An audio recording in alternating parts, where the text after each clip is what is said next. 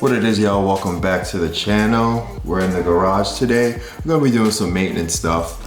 Something that I'm coming up on that I'm not looking forward to, but it has to be done. We're gonna be doing spark plugs. So, on spark plugs on this, it's actually not too bad because it's an inline 6. So primarily a lot of what you see here that's gonna be underneath this cover isn't gonna be too bad. By the way, did you guys really enjoy that Need for Speed video that I put out? I had a lot of fun doing it, and I actually recorded a couple more sessions, so I'm still gonna put them out, but it would be nice to hear if you did enjoy it, so comment on this video, because I definitely want to hear about it. Okay, I'm done babbling for now. Let's get to taking some of this stuff out and getting to work. I got a few things to do. It's actually not just spark plugs. Gotta do an oil change, and I got a replacement front lip.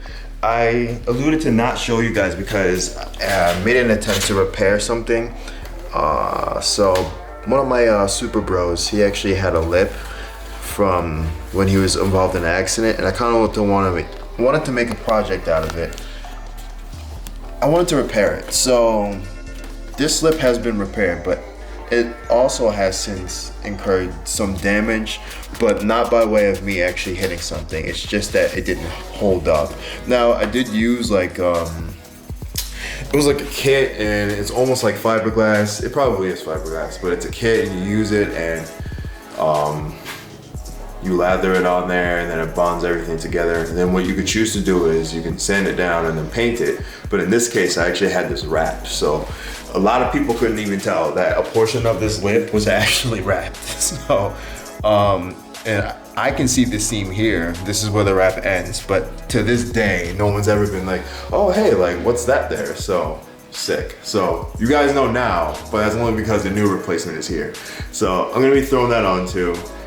I may or may not get to all of that. I may not film it, or there's some stuff I might not film. The oil change, I probably won't film because I have a video on that. So you can watch that if you want to see me do an oil change. But we're gonna get these spark plugs first and then get this lip next.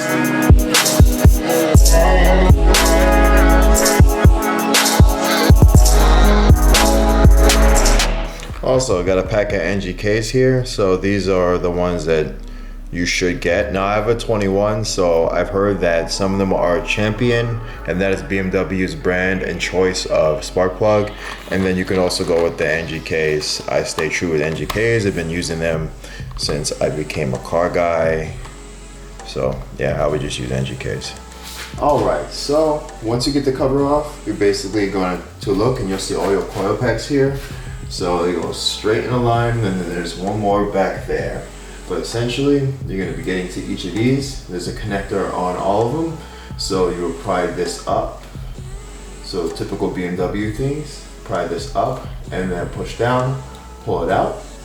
And then there's going to be an E8 that you're going to need. So get your E8 socket, and we're going to get this off. Voila.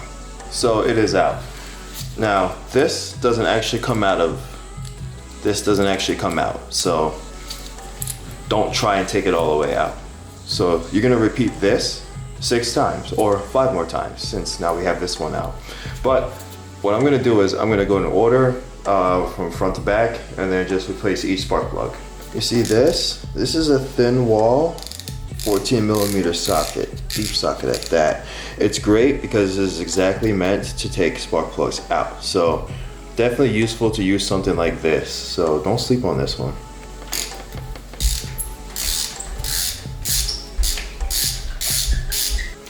And this is our spark plug. So, I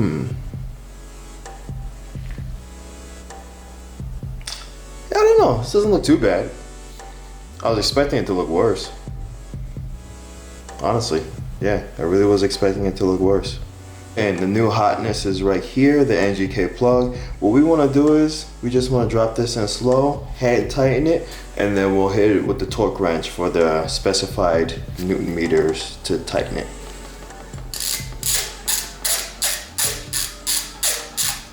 Alright, so then we get a torque wrench, what you're going to want to do is, for this, we're going to be tightening to 23 Newton meters, which is about 17 pound-feet of torque.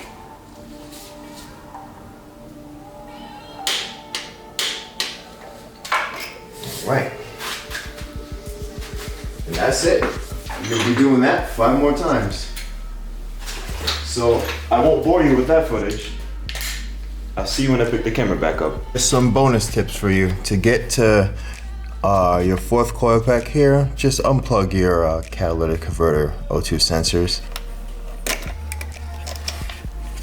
Pull.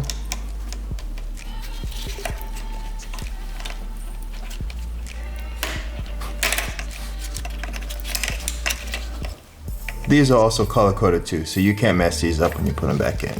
So don't worry, you're gonna be all right. So you'll see, I have 3 more remaining to do. This one right here, this one right here, and this one in the cut in the back. Everything is all done. So that was very easy. Very, very easy. Let's turn our flashlights back on. So super simple. And then this flap back there, that you can see this little flap right there, we're gonna just move that back. Just so, there we go. There you go. So you just move it right back there and it covers that last coil pack there. And that's it. That's really all you gotta do. So, do I feel like doing the oil change right now? I guess I'll just do it. I'm already here. Several days later. What is up, everybody? We are back, and we are back in the Supra. So you saw I did the spark plugs, I did the oil change off camera, and I decided not to do the spoiler, mainly because it's winter time. So this falls in line with some of my plans that I have for both of the vehicles in terms of body pieces or ground effects. We're gonna wait till winter time's over because I don't want to put fresh new stuff on the vehicle only for it to get salted and clapped out and possibly scraped. I just don't want to deal with that and pay double for body work or paint and PPF or whatever. So we're gonna hold off on that. You're kind of already seen what this spoiler looks like on this vehicle, so there's really no point in showing you an install or showing you what it looks like because you've seen it already. So this is a good opportunity that if you have not seen it, you can head on over to my Instagram, check me out. You'll see I got a bunch of content up there. Surf my other videos here. I got stuff, so you guys can see it. I do want to do a better job of photographing the cars more in this new year that's to come, because I find that anytime I'm looking for content to put out on Instagram, I'm like trying to decide, oh, what edit did I post? But really, I should be taking pictures a lot more often, you know? So I'm gonna try to do a better job at that, and hopefully you guys will see the result of that. We're taking a nice drive today. I got the heated seats on. It's cold as hell outside. Yesterday, I think it was like 15 degrees. It's been really cold, so being inside of a warm car is great. A warm, fast car at that. I don't want to touch on another topic because I've had some time to think about plans for this car, and with a little bit more research and just a little bit more critical thinking, the idea for the FP Green is good, and as I said before, I'm good for changing my mind all day, every day, and this one's a little bit more logical, and there's more wisdom in this choice. So the pure 850 is probably the best option, for me at least, for what I'm looking for. And I say this now with the outlook of, do I really want to be a guinea pig to a Super Core upgrade that doesn't have any tested results from A, not even the manufacturer, but B, from the consumer. Besides the one person who has it in their car with no data log results or anything, is that something I really want to trust? And my answer to that now would be no. Sure, it's like a $1,500 expenditure, which in comparison is a lot cheaper, but cheaper doesn't always mean better. And if that's one thing I've learned, you can't cheap out on reliability. And that's not to say that the FB Green is cheap because it's an inferior product, but it's cheaper in the sense of, okay, Pure Turbos has a big reputation, despite, you know, people having some failures with their turbos or what may have you. These things are usually made to order, or if there is one, then you ship out your car and you would get the turbo upgrade from them. That's normally how it works. Manufacturers will just build a whole bunch of these things and then sell them. Typically, these type of things are made to order, so that I understand. The other part of it is too is that with the FB Green setup, I would have felt a whole lot better if it had, you know, a bunch of info but just nobody buying them, right? But it's like no info and nobody buying it, so